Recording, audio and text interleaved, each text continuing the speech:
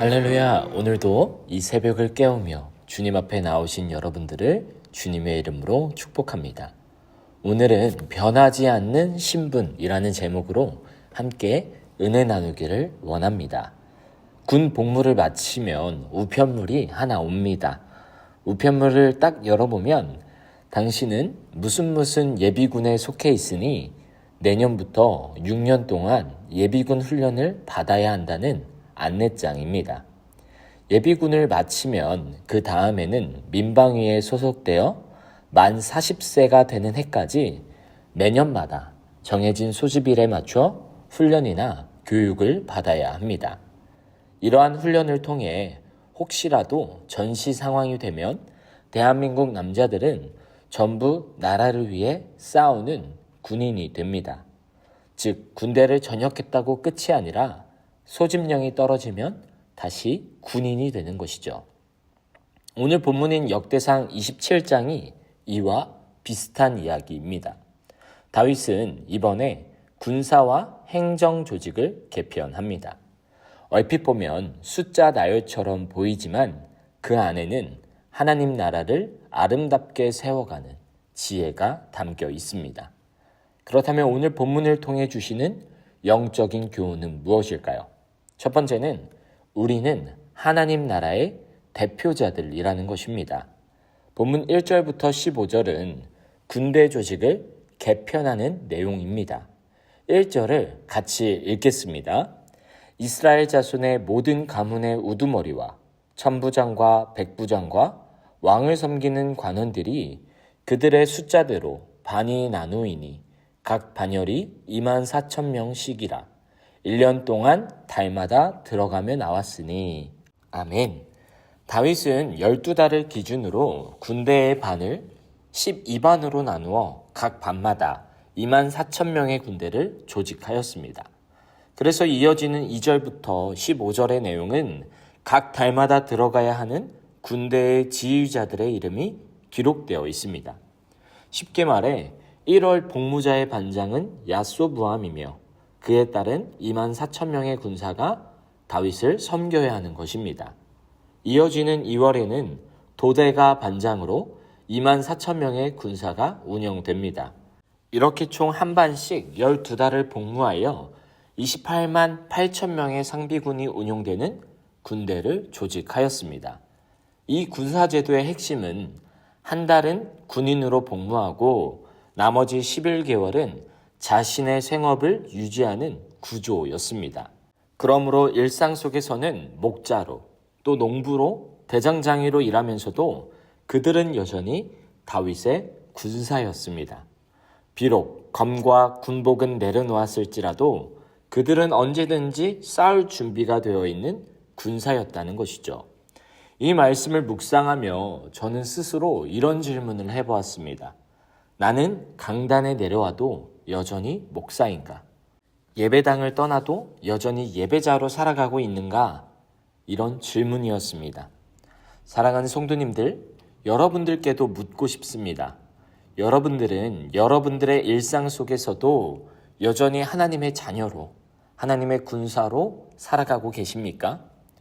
우리는 새벽 예배를 마치면 다시 일상으로 돌아갑니다. 그 삶은 직장이 될 수도 있고 가정일 수도 있고 또 학교일 수도 있습니다. 교회를 떠났다고 해서 우리의 신분이 바뀌는 것이 아니죠. 우리는 여전히 그 자리에서도 주님의 자녀, 주님의 군사라는 정체성을 가지고 살아가는 사람들입니다. 디모데후서 2장 3절과 4절은 우리를 그리스도의 좋은 군사라고 말합니다. 너는 그리스도 예수의 좋은 병사로 나와 함께 고난을 받으라. 병사로 복무하는 자는 자기 생활에 얽매이는 자가 하나도 없나니 이는 병사로 모집한 자를 기쁘게 하려 함이라. 아멘. 좋은 군사란 자기 생활에 얽매이는 것이 아니라 언제 어디서나 하나님을 높이며 하나님을 위해 살아가는 자를 의미합니다. 사랑하는 성도님들, 언제 어디서나 우리의 신분에 걸맞는 거룩함과 신실함을 소유한 저와 여러분의 삶이 되기를 주님의 이름으로 축복합니다. 그렇다면 어떻게 해야 일상 속에서 거룩한 군사로 신실한 자녀로 온전히 살아갈 수 있을까요? 앞서 말씀드린 것과 같이 이스라엘 백성들은 한 달을 복무하고 11달은 자신의 생업을 유지했습니다. 그렇다고 해서 11달을 결코 쉬는 시간으로 보냈다는 것이 아니죠. 복무를 하지 않는 동안에도 이들은 전투를 대비해 훈련을 하고 적절한 긴장을 유지해야만 했습니다. 그래야 갑작스러운 전투에도 당황하지 않고 전쟁에 임할 수 있기 때문입니다. 우리의 신앙도 마찬가지입니다. 우리 삶에도 영적인 전쟁은 언제든 일어날 수 있습니다. 갑자기 찾아오는 유혹과 시험, 낙심과 상처들이 우리의 믿음을 흔들고 공격합니다. 이때 평소에도 말씀과 기도 찬양으로 전쟁을 준비했던 사람이라면 이러한 공격에도 흔들리지 않고 넉넉히 믿음으로 승리할 수 있습니다. 그러나 아무런 준비 없이 흘러온 사람은 시험과 문제 앞에 쉽게 쓰러질 수밖에 없겠죠. 제가 아는 목사님께서는 기도는 축적된다라고 말씀하셨습니다. 즉 우리의 기도는 순간을 위한 기도가 아니라 그 기도가 쌓이고 쌓여서 시험과 문제의 때에 능력을 발휘한다는 것입니다. 그러므로 사랑하는 성도님들, 일상 속에서 영적인 전투를 준비하십시오. 말씀과 찬양, 기도로 영적인 전투력을 유지하며 여러분들의 말과 행동을 통해 그리스도의 향기를 나타내십시오. 우리는 그리스도의 군사입니다. 또 그분의 신실한 자녀입니다. 그 신분에 맞는 품격과 태도로 세상을 더욱 아름답게 그리고 따뜻하게 세워갈 수 있는 저와 여러분들의 삶이 되기를 주님의 이름으로 축복합니다. 두 번째는 하나님만 의지할 때 진정한 복이 임한다는 것입니다. 23절과 24절을 같이 읽겠습니다. 이스라엘 사람의 20세 이하의 수요는 다윗이 조사하지 아니하였으니 이는 여호와께서 전에 말씀하시기를 이스라엘 사람을 하늘의 별같이 많게 하리라 하셨습니다. 스루야의 아들 요압이 조사하기를 시작하고 끝내지도 못해서 그 일로 말미암아 진노가 이스라엘에게 임한지라.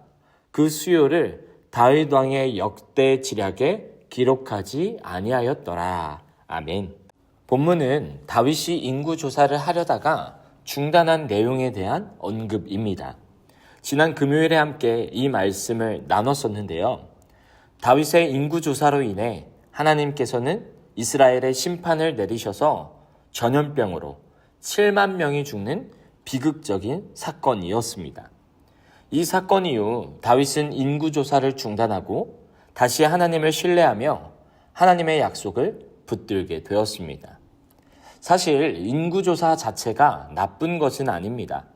행정적으로는 반드시 필요한 부분이죠. 그래야 세금을 정확히 거둘 수 있고 군대를 효율적으로 관리할 수 있었기에 어쩌면 정말 중요한 행정이었습니다. 그러나 하나님께서는 다윗의 마음, 그 동기를 보셨다는 것이죠. 다윗은 인구조사를 통해 자신의 힘과 권력을 확인하고 싶었습니다. 내 백성이 얼마나 되지? 우리 군사력이 얼마나 강한지를 보여주고 드러내어 자신의 위엄을 자랑하고 싶었던 것이죠. 이 행위는 곧 하나님이 아닌 자신을 의지하고 자기를 자랑하는 불신앙과 교만의 태도입니다. 그동안 다윗이 이토록 강성하고 부유할 수 있었던 것은 자기의 지혜와 힘이 아닌 온전한 하나님의 은혜이며 하나님의 역사였습니다. 그런데 인구 조사를 통해 그 은혜를 잊어버리고 자신을 드러내려고 하니 하나님께서 징계하신 것입니다. 사랑하는 성도님들, 하나님의 나라는 사람의 수나 조직의 크기, 막대한 예산으로 이루어지는 것이 아닙니다. 하나님의 나라는 오직 단 하나, 하나님을 의지하고 신뢰하는 믿음 위에 세워집니다. 시편 20편 7절 말씀입니다. 어떤 사람은 병거, 어떤 사람은 말을 의지하나 우리는 여호와 우리 하나님의 이름을 자랑하리로다. 아멘. 우리는 눈에 보이는 숫자나 수치에 휘둘리는 인생이 아니라 주님의 이름을 의지하며 살아가는 사람입니다. 교회는 크기나 성도들의 수, 재정의 숫자가 중요한 것이 아니라 말씀과 기도, 그리고 하나님을 의지하는 믿음으로 세워지고 믿음으로 성장합니다.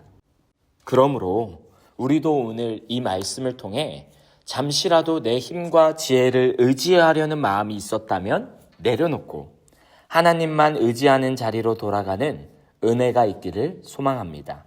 그리고 이렇게 고백합시다. 하나님, 숫자에 휘둘리지 않겠습니다.